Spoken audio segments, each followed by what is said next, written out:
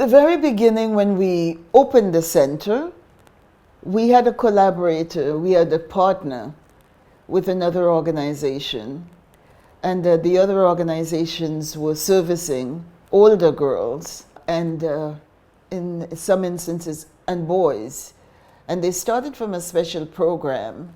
The mesh between their programs and what I had in mind in terms of where we wanted to go did not fully sync, simply because I wanted to go to an earlier age. Because I think to get girls into the center at age 16, 17 is a little late. The partnership got dissolved to a certain extent, and we moved into age 7 to 17. So we started taking younger girls, and we started to look at the programs to meet the needs of younger girls. We started with 3 or 4 people who were in consulting capacity with us, and started to build that. The resources were there. We had resources to do what was important and necessary. The center, through the generosity of the Zanini Foundation, was kind of sketched out for us in terms of the dance floor, the issue of the support for the kitchen and all that was needed in there. So we had really good donor support from the Zanini Foundation. As we started with into the program, our very first kind of big effort was the March break. How we would do the March break session, how we would get the girls in, and where would we find the staffing. For the March break of that year, we ramped things up, and that gave us the experience to move forward. And then we went from there with dealing with the staff and those resources to saying, let's put a board together. Let's find ways in which we can have more input into the running. And then we started, of course, with the mission statement, with the vision, and the printing of materials, etc. And we were at a really good place by the time we were able to talk about an executive director, someone to run the place and put more effort and resources in to ensure that that happened. Again, I want to give kudos to John Zanini and the Zanini Dunbar development for a lot of the support that we got with the help of staff and others. And at the same time, you know, we had the girls coming, spreading the word themselves. And our attempt was really to find staff who were local, people in the community who had experience to offer. And also, we used a good deal of individuals who will come by with their talent and their abilities, their career experience, and share that with the young girls. The term success could be defined, you know, kind of loosely.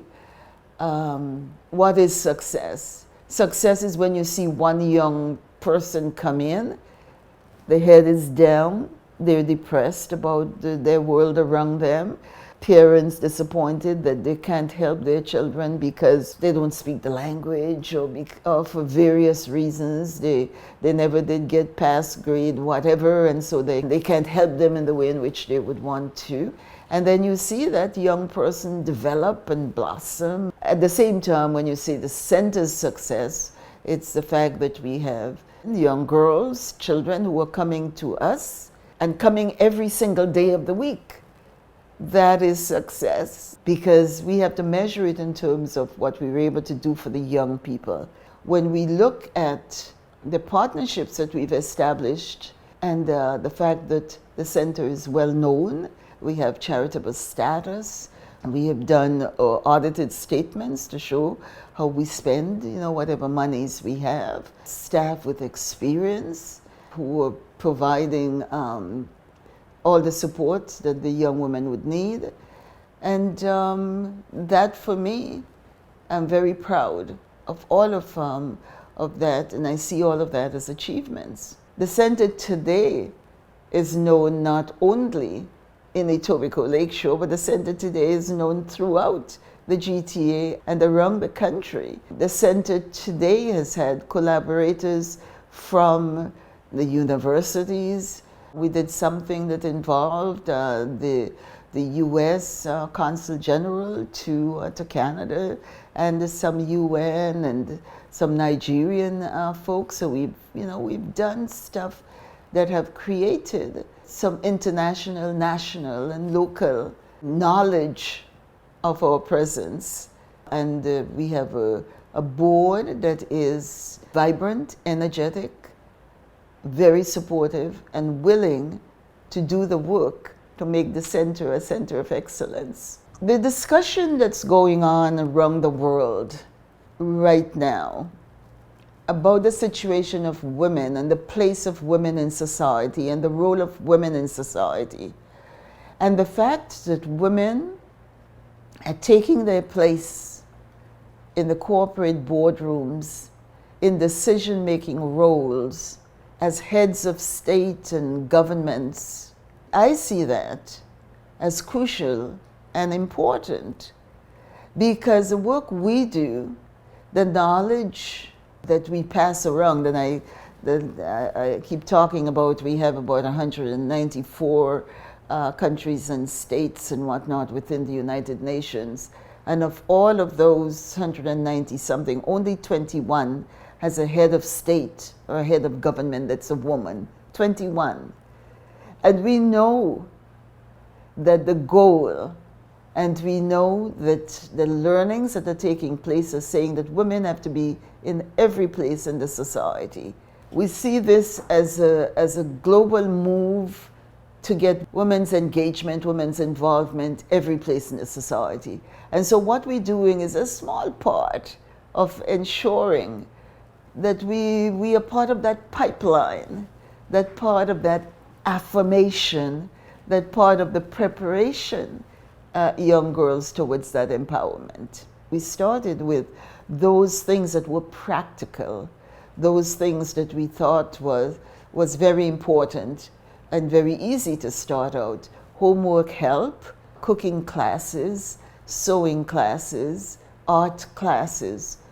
We're now putting a lot of emphasis on STEM programs, science, technology, art, and all of those important issues to push them and to move them into some measures of equality in the society. And so when you ask, where do I see the center going? I see us putting more emphasis on those skills, including the soft skills, but those science, technology, financial, entrepreneurship, all of those things that's important to have girls be well-rounded, as well as those leadership and empowerment issues, because one has to build a self-confidence. I see also all of the discussion around mental health and the importance of that, and how we get through the career sharing and the individuals and mentors who come in to share with our girls, how we get them to address those issues, because what we want are wholesome young people. Not forgetting that the important part is for all of us, is that community has to be important. Respect has to be important, because you don't want someone who is really smart, really whatever, and that person has no soft skills. And so that is, and that has to be also part of what we do at the center. To leave a legacy means that one has to have a record. In other words, you can't leave a legacy just by leaving money. You know, some people think you leave X million dollars to whatever, and that is a legacy.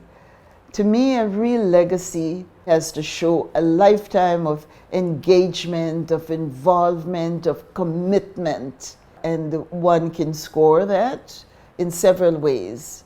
One can, and we see several of the hospitals and corporate bodies putting money into programs at various hospitals, universities, and other places, leaving a legacy, leaving their name behind as a result of their financial commitment.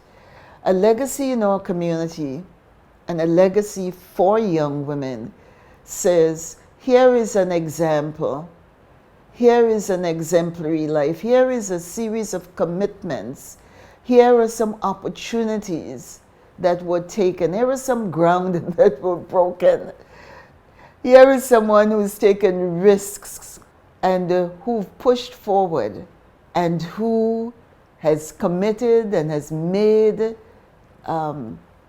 sizable commitment to ensure that something happens for you and it is sustainable for the next generation. I want to be remembered as someone who loved community, someone who has been of service to community, someone who was impatient about changes for the betterment, and someone who committed herself to diversity and inclusion.